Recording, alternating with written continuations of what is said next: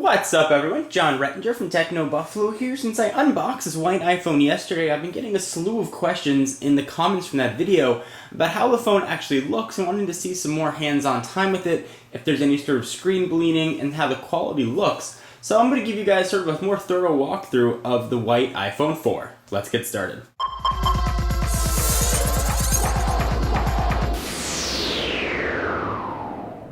So the biggest question that I had was in regards to the screen. Does the screen bleed through to the white? Obviously with black, color's not going to come through, but there is some worry that you might with white. So here's what I've done. I've sort of lowered the lights a little bit. I'm going to go ahead and go to a website. You can sort of see if there's any sort of bleeding through there. We'll go ahead and jump on over to TechnoBuffalo. And the screen looks pretty good. If I go ahead and sort of cover it right there, right where the screen stops, you can't see any really light coming out. Same thing at the top. It blocks it out just like the white version, or the black version did. Really isn't much of a difference here, it's just color.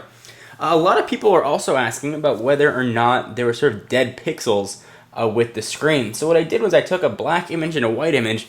I'm gonna go ahead and put them up here on the screen. We're gonna go ahead and see if there's a difference. So let's start with the black. It's just a complete black image.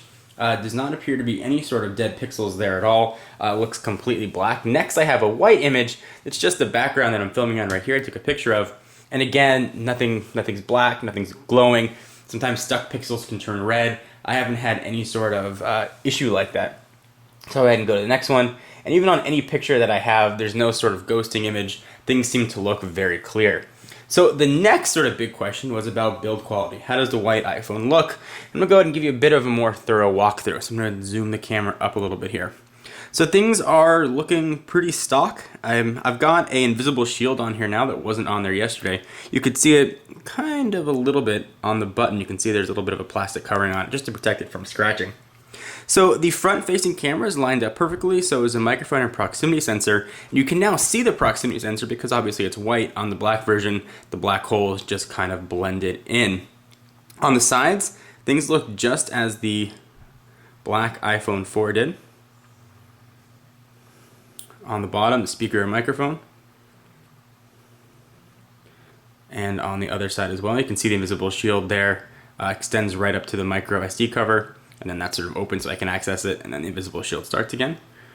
And then the top of the phone. And for those of you wondering, the invisible shield on the side will stop that antenna issue. It's just something that covers it up as a bit of a heads up. So overall, build quality seems to be very good. The phone looks and behaves just like any other iPhone. It just happens to be white.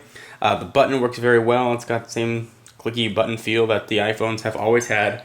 In every way, this is exactly the same as a black iPhone 4 just in white. So there isn't any screen bleeding through the bottom, there aren't any dead pixels on the phone. It just works and behaves as would any other iPhone 4, just in a different color. Anyway guys, if you have any questions, please let me know. I wish I had another black iPhone 4 to show you by comparison, but unfortunately I only have one.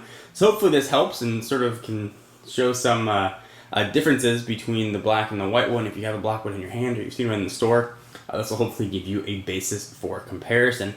No word on when Apple is actually going to release the white iPhone 4. It's still later this year. We're already in October of 2010, so the months are quickly eroding away for how much time they have left. Anyway guys, I'm John Rettinger from TechnoBuffalo. See you in the next video. Bye-bye.